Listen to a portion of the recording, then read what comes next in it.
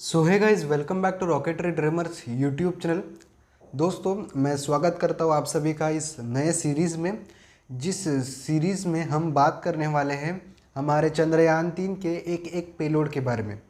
दरअसल हम शुरुआत करते हैं रंभा नाम के पेलोड से। इस वीडियो में हम रंभा नाम का जो पेलोड लगाया गया है चंद्रयान 3 के लैंडर पर, उसको थोड़ा सा समझने की कोशिश करेंगे। देखिए, चंद्रयान 3 की जो रिसर्च पेपर्स या जो भी आर्टिकल्स हैं वो ज़्यादातर पब्लिश नहीं हुए हैं। उनके किसी भी हमारे पेलोड के रिलेटेड चीज़ अभी तक पब्लिश नहीं हुई। इसलिए मैंने क्या किया है कि जो चंद्रयान 3 में पेलोड है उसको चंद्रयान 2 से रिलेट करने का कोशिश किया है, और फिर थोड़ा सा चंद्रयान 2 से उठाकर उसको ऐड करने का कोशिश किया चंद्रयान 3 में, क्योंकि चंद्रयान 2 और चंद्रयान 3 का लैंडर सेम ही है। लगभग सारे पेलोड सेम ही हैं, बस कुछ नए पेलोड को शायद से उन्होंने मतलब ऐड किया है। तो उसके बारे में भी हम जानेंगे धीरे धीरे। सो पहले इस रंभा नाम के पेलोड से शुरुआत करते हैं। रंभा का फुल फॉर्म है radio anatomy of moon bound hyper sensitive atmosphere and ionosphere.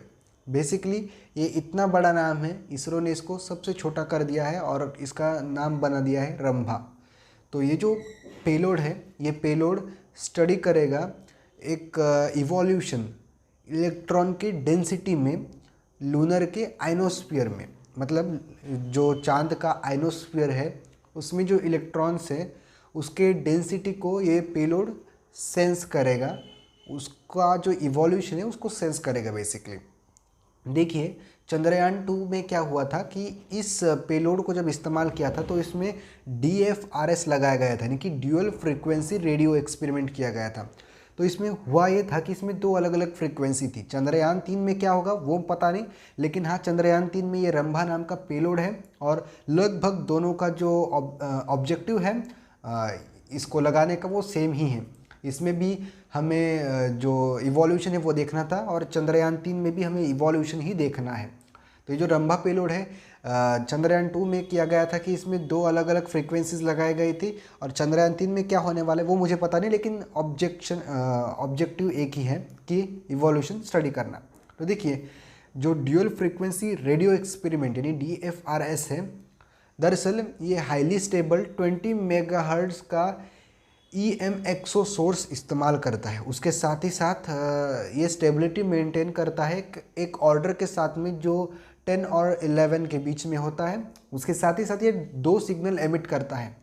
X band पर ये 8696 मेगाहर्ट्ज़ का जो सिग्नल है वो एमिट करता है, और एस बैंड पर ये 2240 मेगाहर्ट्ज़ का जो सिग्नल है वो एमिट करता है। बेसिकली ये जो दोनों सिग्नल्स है वो रेडियो फ्रीक्वेंसीज़ हैं, मतलब दोनों जो बैंड्स है वो रेडियो फ्रीक्वेंसीज़ पर ये सिग्नल्स को एमिट करती है। उसके साथ ही साथ ये जो सिग्नल्स है, ये जो रेडियो सिग्नल्स है, ये साइमल्टेनियसली एमिट किए जाते हैं। पहले तो होपफुली कि ये सिग्नल्स लैंडर और ऑर्बिटर तक भेजता है, ऑर्बिटर फिर डीप स्पेस नेटवर्क यानी DSN के रिसीवर तक भेजता है।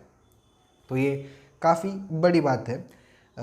बेसिकली ये जो मतलब रंभा नाम का पेलोड है ये काफ़ी सेंसिटिव है, क्योंकि ये इलेक्ट्रॉन को स्टडी करता है, इलेक्ट्रॉन के डेंसिटी को स्टडी करता है जो लूनर आइनोस्फीयर में प्रेजेंट है। अभी देखिए, जो चंद्रयान 3 का ऑब्जेक्टिव है वो काफ़ी मैच हो रहा है चंद्रयान 2 के ऑब्जेक्टिव से। इस पेलोड के चंद्रयान 3 में लिखा है कि ये मेजर करेगा मतलब नियर सरफेस पर जो प्लाज्मा आयन है या इलेक्ट्रॉन्स है उसके डेंसिटी को ये मेजर करेगा। उसके साथ ही साथ ये इस डेंसिटी की चेंज को भी मेजर करेगा जो टाइम के साथ होते जाना है या होने वाला है।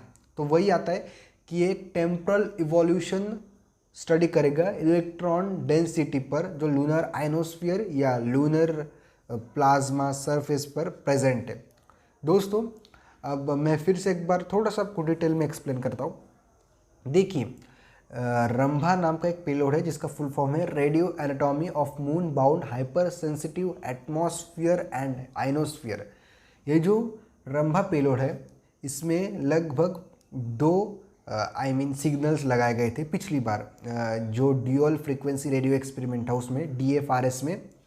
दरअसल ये एक हाईली स्टेबल है, मतलब हाईली स्टेबल 20 मेगाहर्ट्ज़ का EMXO सोर्स इस्तेमाल करता है। दरअसल इसकी स्टेबिलिटी काफ़ी अच्छी है। ये 10 और 11 के ऑर्डर में रहता है। ये 2 सिग्नल एमिट करता है। एक्स बैंड पर ये 8496 मेगाहर्ट्ज़ पर सिग्नल एमिट करता है और एस बैंड पर ये 2240 मेगाहर्ट्ज़ पर सिग्नल एमिट करता है। ये बेसिकली जो बैंड है वो रेडियो फ्रीक्वेंसीज़ को एमिट करता है, यानी कि रेडियो सिग्नल्स को एमिट करता है। ये रेडियो सिग्नल्स साइमल्टेनियसली ट्रांसमिट किए जाते हैं। पहले लैंडर ट्रांसमिट करेगा ऑर्बिटर को, ऑर्बिटर सीधा डीप स्पेस नेटवर्क या DSN को ट्रांसमिट करेगा। और ये क्या करता है, बेसिकली ये मेजर करता है नियर सरफेस प्लाज्मा के आयंस को या इलेक्ट्रॉन्स को। दरअसल ये आयन या प्लाज्मा या जो ये इलेक्ट्रॉन है इसकी डेंसिटी को ये मेजर करता है, और ये डेंसिटी टाइम टू टाइम कैसे चेंज होती है इस चेंज को ये ऑब्जर्व करता है, मेजर करता है।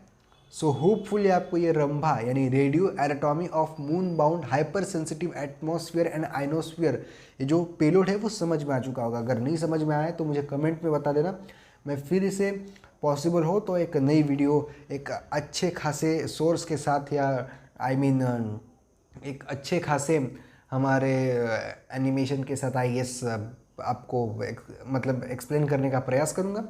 फ़िलहाल इस वीडियो में इतना ही। अगली वीडियो में हम एक और नए पेलोड के बारे में बात करेंगे चंद्रयान 3 के ऊपर। सो इस वीडियो में इतना ही, मिलेंगे किसी और वीडियो में, तब तक के लिए जय हिंद, वंदे मातरम।